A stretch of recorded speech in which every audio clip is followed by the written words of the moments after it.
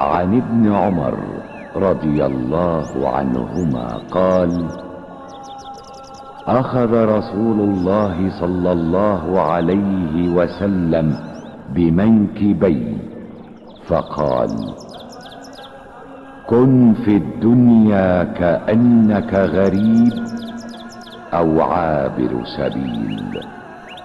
وكان ابن عمر يقول: إذا أمسيت فلا تنتظر الصباح، وإذا أصبحت فلا تنتظر المساء، وخذ من صحتك لمرضك ومن حياتك لموتك.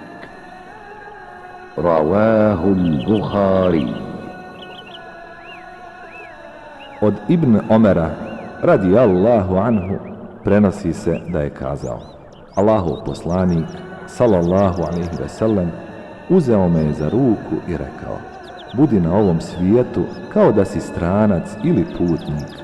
A Ibn Omer radijallahu anhu je imao običaja reći: kada zanoćiš, ne očekuj sabah, a kada osvaneš, ne očekuj večer.